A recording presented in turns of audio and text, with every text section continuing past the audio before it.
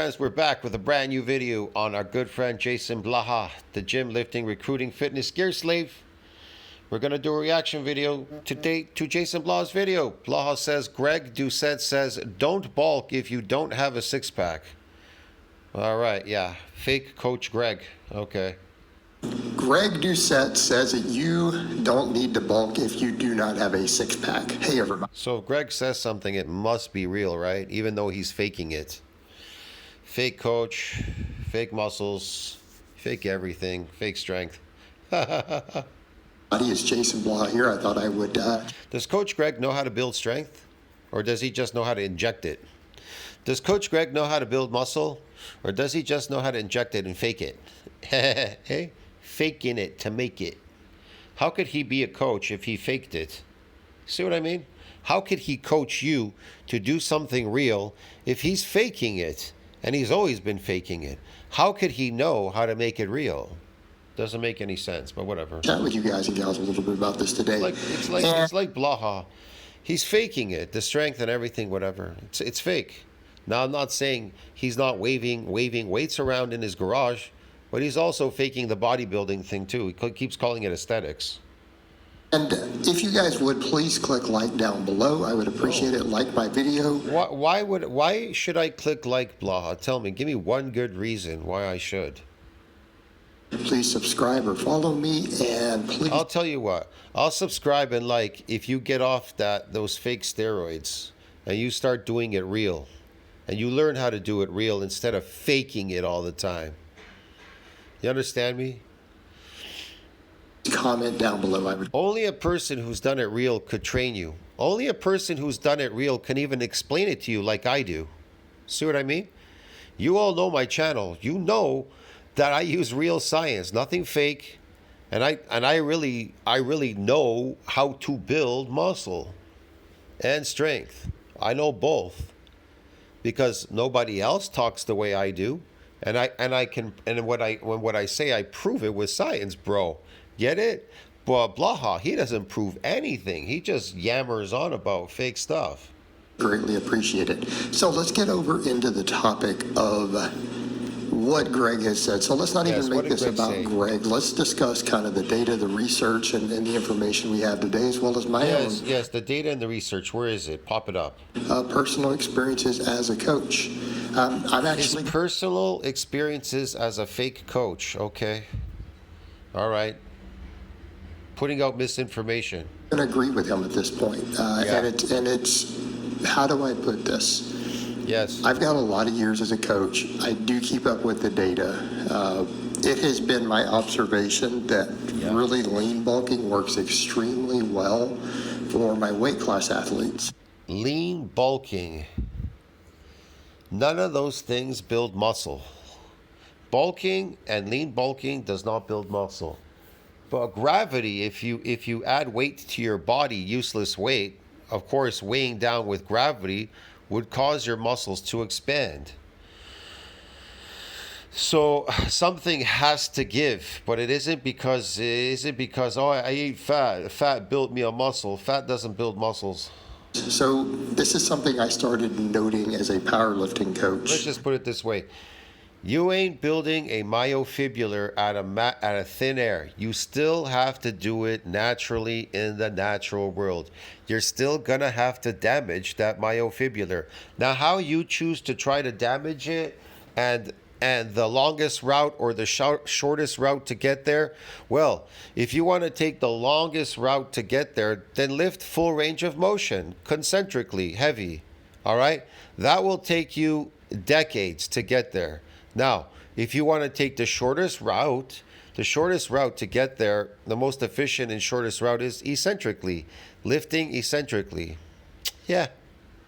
You understand me? Without full range of motion, without the concentric. It's very simple. It's not rocket science, bro. Was that my people who need to maintain? With over 2 billion monthly noting as a powerlifting coach. Listen, what you could have done, what you've accomplished in 10, 20, 30 years lifting, you could have accomplished in just a matter of half a year to 8, 9, 10 months. You could have built that body within a couple of months, which took you 30 years. That's crazy. Was that my people who need to maintain tight weight classes? Yeah, lifting eccentrically. Who can't do water cuts. So for example, if I have someone who needs to be in the 181 class, they compete. That's a, relatively lightweight class for people who are squatting 500 plus pounds. So, we come to... They can't squat 500 plus pounds. Neither can Blaha. Look at him. This concentric lifting. This is concentric squat. This ain't full range of motion. Look. The question of can they really afford to gain a lot of weight, especially... Did you see him bend? Man, that was funny. Come on, man. I gotta make some more fun videos like this where you just do these partial squats, bro. They're funny. They don't want to do aggressive water cuts or any of that. You see that? That was one rep, man. Did you see how far he moved down? I told you he can't squat 500, let alone 400. He couldn't even squat 2 plates ass to grass. Well, you kind of look at it and go, so I had a lifter who did that, for example. And over the course of 3 years, I had him bulk 3 times. But he would start at about 170, Look, man, 171. It isn't a real lift. If you can't squat that ass to grass, it isn't a real squat. I will admit it, definitely. Here's another thing: the powerlifting. If he can't lower that weight with, the power lift, then he's weak, bro. Get it? If he can't lower it, he could pick it up 500. Let me see him lower it with control. Let's see Blaha lower 500 pounds with control. If he can't, then he's not strong. You understand me? In bodybuilding, we do bodybuilding deadlifts, bro. We lift and we lower it consistently. We do it for sets and reps. That's a lot harder. In bodybuilding squats are eccentric squats. Ask anybody, what are bodybuilding squats? Eccentric squats, bro. Your legs are close together. They're not wide apart. And even deadlifting, bodybuilding deadlifting is your legs are close together. That makes it harder. We don't do sumo deadlifts. That's fake. Bulk up to about 180. 181, so that he could easily just walk into any of those weight classes. All right, watch. Look how far he goes down. This is funny. We would bulk to about 180, 181, and then he would cut down. See that? They bend their body, and then they unbend. That's the whole point. So you don't go down. Watch this. Look at this squat, bro. This is funny shit, bro. Watch this. 170. We would do this over like... Hold on a second. Gotta go back here. Look at him. Look at Blaha. What do you call this? Like, what is this? This is squat, bro. That's how people squat. They go down and then they bend their body and then they bend their body back up again. See what I mean? And then he would cut down to about 170. We would do. It's like I don't know how to describe this. It's like an organ. It bends and unbends. It's just like it's a spring. It's springing, going down, up. Do this over like 10 months, and then he'd do a quick 2-month cut, and we'd repeat the process. Because he didn't really want to be over about 180 to 181. That was like his upper comfort zone. Slightly shorter guy. And, just year after year, like we put, like 30. Those arms are so adapted to all these exercises, bro. They're never growing. They're never going to grow. Nothing is growing on him. Pounds roughly on his squat every year, 15 pounds on his bench every year. I mean, I got him up to where he was. He's maintaining that glycogen in his muscles with the steroids, the phony gains. Squatting 505, doing this. We never really gained significant body fat. He didn't really need to bulk. in that regard. And I even look at it and go, Okay. because he lost a little strength every time we cut, and then we would regain most of it early back into the bulk again, I almost look at it and go, even with him, we probably could have even bulked less aggressively. We really could have.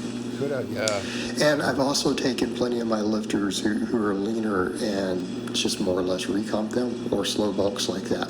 But what I've also found is that my guys who are fluffier, like let's say you're anything over 15% body fat, I've never found a surplus necessary. I'm not talking about novices who don't train hard. I'm talking my lifters who train really, really hard. I find that if I just have them jack their protein up, they don't really need to gain weight just to see the numbers go up in the gym, their lifts go up, strength go up, get bigger.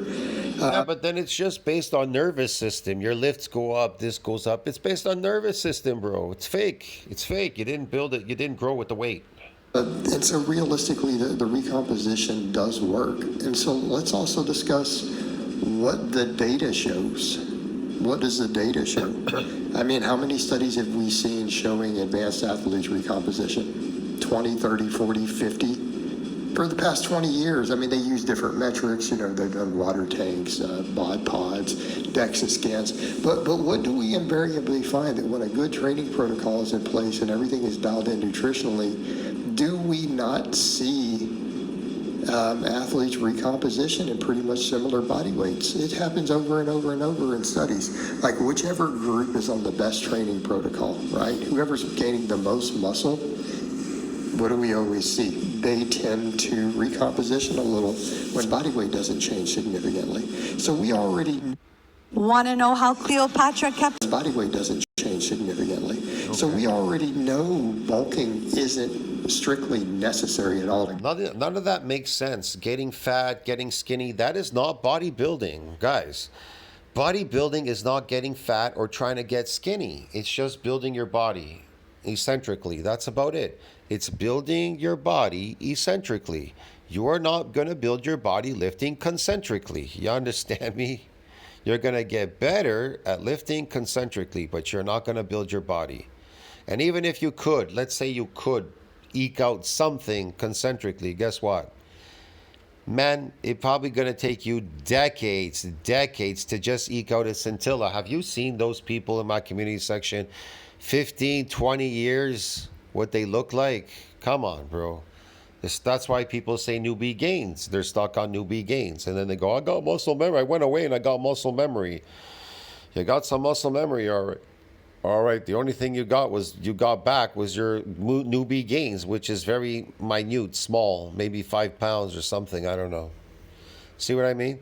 That's why people take creatine and they get 5 pounds of water weight and they're so happy. I gained 5 pounds of water weight. Yeah, okay. Huh. Gain muscle. Okay, we need to be clear on that. Yeah, okay. So those recomposition studies show us that the lifters... He keeps talking about gaining muscle, but he never talks about what builds muscle. You have 3 or more years of experience in different athletes, and you know it's been done on football players and all sorts of stuff, right? College athletes. Yeah. We have a lot of studies. Yes, we know that eccentric exercise build muscle, but we know with the coaches and everything, with football players and everything, we get them to bulk and do this, so we get them to do something fake instead of doing something that we already know will build muscle in the bodies and everything. Yeah, we get them to do these things that are fake, because we're coaches, right? We get them to bulk and then cut and bulk and cut and bulk, which is fake anyways. Who cares? That show that. Yeah. That simply put, they can stay at pretty much a similar body weight and just recomposition. Again, Blaha would have to admit on his channel that Genetic Beast is right. Eccentric exercise is what builds muscles, but he can't admit it. He won't suck up his pride and admit that he's wrong. You understand me? He'll never suck up his pride and admit that he is wrong what he's doing. And neither will Alpha Destiny or all these other stupid channels, because Alpha Destiny from Alex Leonidas, I used to have some fights with him, verbal fights with him before when his channel was a lot smaller, over 8 years ago. Now he's a lot bigger now. He doesn't want to talk to me, but he does mention me sometimes. But he says bad things about me. See what I mean? But I don't really call Alex names. I just mention his training routine is fake. You understand me? But I don't call him names, really, to tell you the truth. But maybe I should. I don't know. So they gain muscle. Like we've seen that they gain muscle and lose fat. It's at a slow rate. But They gained muscle, but they lose fat? How did they gain muscle and lose fat? we know that the recomposition like that is totally doable, totally viable, totally possible. No, it's not. But then when we look at the studies on... Listen to me, man. Muscles are built when they are damaged. If they aren't damaged, they are not building. You cannot build contractile proteins if they are not damaged. I'm sorry, man. It's like that, you know. What can I tell you? Okay, what is it that we found? Well, I saw Menno Henselman do a whole review of this sometime back, and he even agrees with this. And I mean, whether you like Menno Henselman, who cares about him? He's another fake. Or not, I think we agree. He's got the research bona fides. He really is passionate about bodybuilding, so he's not really an outsider. He is a bodybuilder. He is interested even in competitive natural bodybuilding. He is a researcher. He does a lot of science reviews, and I saw him do a pretty in-depth review of this, and he agreed with these more recent studies that found that a 3% calorie surplus versus a 10%. The only difference was the amount of fat they gained. There was no difference in lean tissue. And people say, what, a 10% is a fairly slow bulk, but it's really not, is it? Not really. That's like a pound a week. So if you have a 3,500 maintenance, you know, like where I'm up there past that, so let's say even a 3,000, that's 300 calories a day. What does that equal to in terms of surplus weight? If you're going to assume 3,500 calories is a pound, you see where we're going? Right? So a 300 times 7, that's 2,100, guys. That's over half pound a week. You're talking about a 3 or more pound per month bulk. Well, what does those studies show? That it's mostly fat. Okay. A 3 pound a month bulk, that's a 10% surplus. It's mostly fat. They gained 80% of the weight was fat. The 3% surplus gained just as much muscle. So in other words, and people say, well, how much is a 3%? You're like, that's below your margin of error. I'm aware of that. So the same thing, you take 3,000 times 3%. That's a 90 calorie surplus. So basically 100 calories. What's enough to maximize muscle growth? 100 calorie surplus, when it's measured on DEXA scans and in the lab, produce just as much muscle growth as a 10%. The same amount of rough muscle tissue, but with a lot less fat. Because the other one was almost all fat. Right? It was almost all fat. It's like 80%. Okay. This is what the data is showing, and this is what a lot of us have been saying, that look, our lifters lean bulk or recomp just fine. Okay, they do it just fine, and the whole concept of what the bodybuilders and a lot of the big bulking has usually been when they're on a lot of drugs or big boofy drug stacks, like the old school. Think about the old school drug stacks, like the Test Deca Deep Bowl, the way to get big, but you're gaining 20 pounds of water on that too, right? And then when they go into the calorie surplus, it's a lot of water. And some of the gear is blunting a little bit of the fat gain. A little bit, not completely. Okay, so this is a lot of the history of the whole bulking and cutting. And what we really find is just simply not necessary. And so when we look at the data with recomposition being possible, I'm going to tend to agree with Greg. If you don't have visible abs, let's say you're over 15% body fat, okay? Strictly speaking, I think you could sit at calorie maintenance and gain plenty of muscle. I don't think you... That still doesn't make sense, and I don't agree with Greg. Don't bulk if you don't have a six-pack. If you have a six-pack, you should be so lucky. You shouldn't bulk at all. You shouldn't get fat. That's bad for your health. You will gain significantly and maybe zero extra muscle from a calorie surplus. You'll destroy your health by trying to eat garbage to get fat, eating garbage, slave food diet. You'll look like Blaha if you do that. Look at Blaha. He was 300 pounds. He lost the weight. Look at him. But you it's destroyed him. Will recomposition. If your training is dialed in, the training is the real key. All right, guys, but that's really all I have to say on that today. I hope it's been informative. Thank goodness. And I'll talk to you guys and gals next time. Yes. I'll see you in the next one. Ciao, friends. Do not balk. That's fake.